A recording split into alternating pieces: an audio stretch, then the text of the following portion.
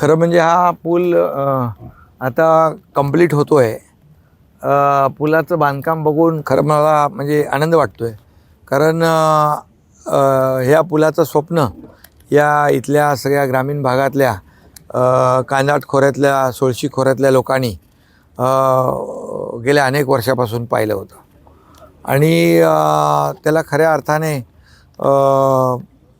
मी जेव्हा मंत्री झालो त्यानंतर याला म्हणजे मंत्री म्हणजे 2020-21मध्ये याला चालना मिळाली आणि त्यानंतर याचं काम युद्ध पातळीवर सुरू झालं. आज हा पूल जवळपास 28 ते 30 किलोमीटरचा वळसा जो आहे तो लोकांचा वाचवणार आहे. आणि महाबळेश्वरमधून आलेले प्रवासी त्यांना जे इकडे पलीकडे कांदाट खोऱ्यात सोळशी खोऱ्यात खेडपर्यंत खोपी खेड रत्नागिरी या भागात कोकणामध्ये जे जावं लागतं ते जेव्हा हे पाणी कमी होतं खाली जेव्हा उतार होतो आणि जेव्हा पाऊस सुरू होतो तेव्हा इथली वाहतूक बोटींची बंद असते आणि मग त्यावेळेस लोकांची गैरसोय होते. मग इकडे पावसाळ्यामध्ये येणं जाणं फार अतिशय कठीण आणि चॅलेंजिंग लोकांना या ठिकाणी असायचं. या पुलामुळे हे सगळं ही सोय होणार आहे लोकांना आणि या भागामध्ये जाणं येणं सोपं होईल. वळसा जो मोठा घालून जावं लागायचं तो वेळ वाचेल आणि थेट गाडी या पुलावरून मला वाटतं 1-1.5 महिन्यामध्ये 2 महिन्यामध्ये ह्या पूल कंप्लीट होऊन जाईल. आणि पावसाळ्यामध्ये होणारा जो काही गैरसोय लोकांची आहे ती दूर होणार आणि लोकांचं जीवनमान जे आहे त्याला एक हातभार या ठिकाणी लागेल. या पुलाचं वैशिष्ट्य आहे हा पूल जसं आपण सीलिंग केला केबल स्टेडवर तसा हा केबल स्टेडवर आहे. पहिला साधा घेतला होता नंतर तो चेंज केला आणि केबल स्टेडवर हा पूल तयार झालेला आहे. याच्यामध्ये हे सगळं कोयनेचं बॅकवॉटर असल्यामुळे इथं दापोळ्यात पर्यटक येतात आणि या पर्यटकांना देखील हे सगळं विहंगम जे दृश्य आहे निसर्ग आहे पाणी आहे नदीचं बॅकवॉटर आहे याचा आनंद घेता आला पाहिजे म्हणून आम्ही त्याच्यामध्ये विविंग गॅलरी देखील ॲड केली. आता या विविंग गॅलरीमध्ये जवळपास ॲट अ टाईम 400 लोक पर्यटक एका वेळेस या संपूर्ण विविंग गॅलरीमधून या निसर्गाचा आनंद घेतील आणि पर्यटनाला देखील यामुळे चालना मिळेल. आता थेट गाडी आता पूर्वी पलीकडे जायचं असेल कांदाट खोऱ्यामध्ये सोळशी खोऱ्यामध्ये तर मग बोटीशिवाय पर्याय नव्हता आणि मग आता थेट गाडी घेऊन आपल्या गावामध्ये इकडचे जे चाकरमानी आहेत तिकडचे ग्रामस्थ आहेत ते जातील आणि या पुलामुळे महाबळेश्वरमधून आलेला दापोळ्यात माणूस तो थेट या इथून खेडमध्ये जाऊ शकतो. खेडमधला माणूस इथे येऊ शकतो. अशा प्रकारचे या पुलाचं वैशिष्ट्य आहे आणि लवकरच हा पूल खुला होईल आणि लोकांसाठी या भागातल्या पर्यटनासाठी या भागातल्या विकासासाठी हा पूल वरदान ठरेल. कोकणासाठी पण इकडून साताऱ्याकडून जो संपर्क होणार आहे तो मोठा या पुलाच्या माध्यमातून आपण आता एक पूल आता येताना पाहिला तो कोकण आणि पश्चिम महाराष्ट्र सातारा याला जोडणारा दुवा आहे. तो खेडमधून रघुवीर घाटातून खोपीतून थेट इथं येतो समोर आणि इथून बामणोलीमध्ये समोर गेला का तो सरळ थेट साताऱ्याला जोडला जाईल.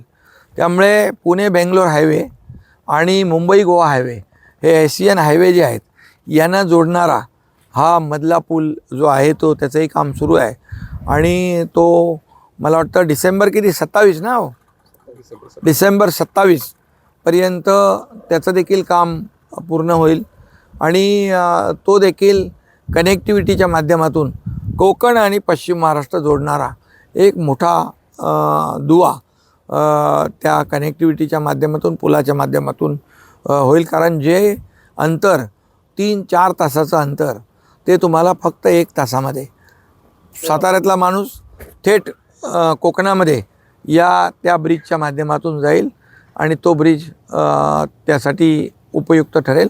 त्यामुळे देखील साताऱ्यामधून आलेला पर्यटक जो आहे त्याला पलीकडे जायचं असेल तर बोटीशिवाय पर्याय नव्हता आणि त्यामुळे आता त्याला देखील एक पर्याय निर्माण झाला आहे.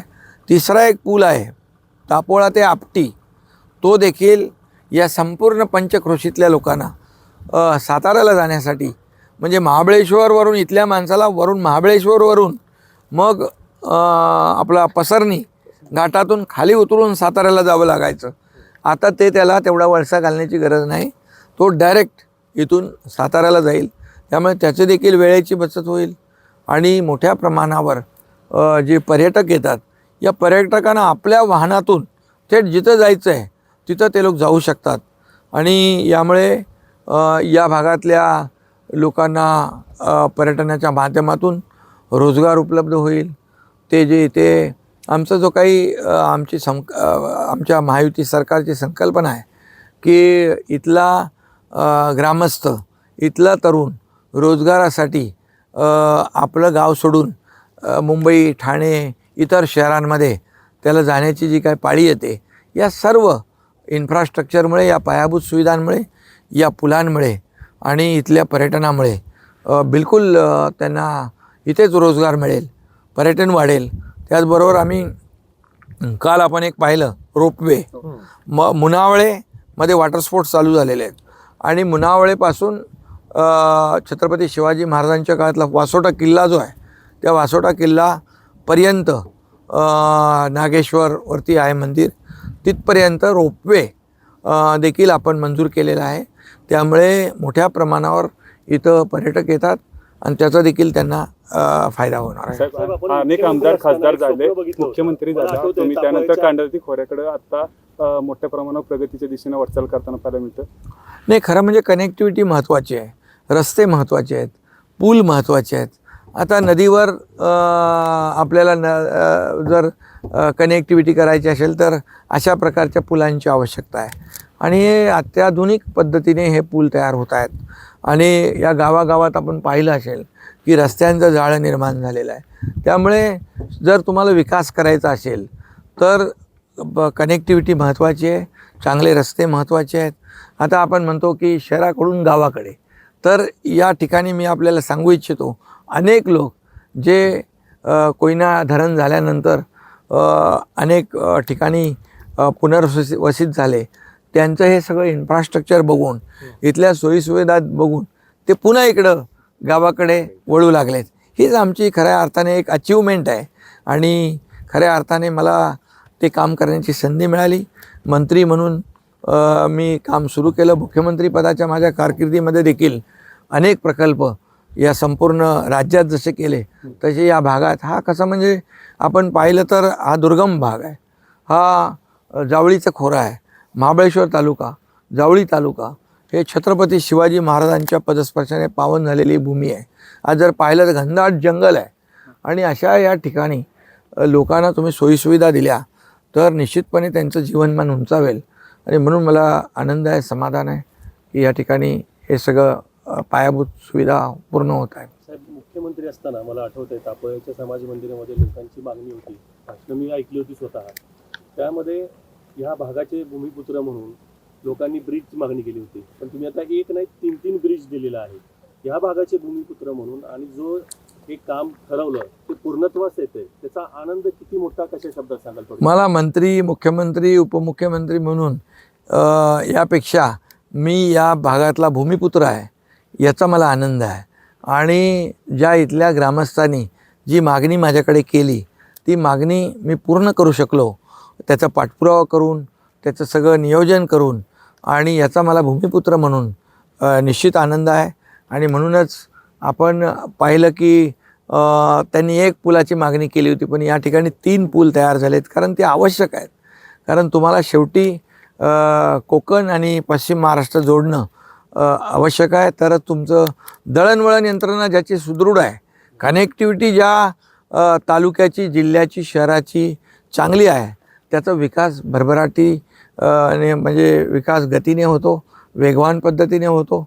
त्यामुळे आज पाहिलं आपण तर लोकांना कधी असं वाटलंही नव्हतं की इतके रस्ते होतील, इतके पूल होतील, इतके प्रकल्प होतील, इतके आज आपण पाहिलं तर मुनावळ्यासारखं वॉटर स्पोर्ट्स होईल, इथे आज रोपवे होईल. आज उतेश्वरला आपण पाहिलं तर उतेश्वरला देखील फार मोठं मंदिराचं काम सुरू आहे. तिथे देखील मोठ्या प्रमाणावर लोक जातात, हजारो लाखोंच्या संख्येने जातात. तिथला देखील विकास आपण या ठिकाणी करतो आहे.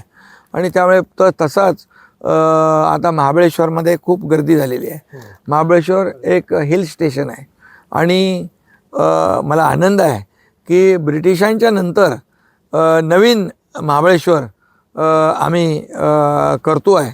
कारण ब्रिटिशांची ही सगळी हिल स्टेशन ब्रिटिश काळातली आहेत, पण ब्रिटिशांच्या नंतर या ठिकाणी महाबळेश्वरमध्ये नवीन महाबळेश्वर आपण करतो आहे.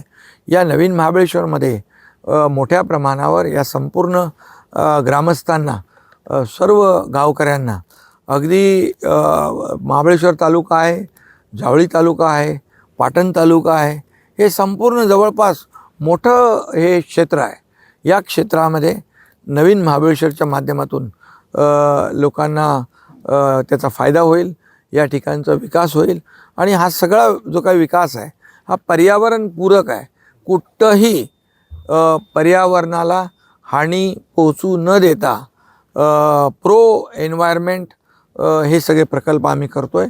निसर्गाचं सौंदर्य टिकवून, आज नदीचं पाणी आपण जर पाहिलं तर तुम्हाला एक ड्रॉप देखील तुम्हाला प्रदूषित दिसणार नाही. हे याचं वैशिष्ट्य आहे. आणि त्यामुळे सगळीकडे घनदाट जंगल आहे आणि हे कायम राखून हे इथलं प्रदूषणमुक्त एक आपण जर पाहिलं तर हा परिसर जो आहे हा असाच टिकवला तर भविष्यामध्ये या ठिकाणी मोठ्या प्रमाणावर लोक सुखी होतील, समाधानी होतील. सर्वसामान्य माणसाचं जीवनमान बदलेल. याचा आनंद मला खूप आहे.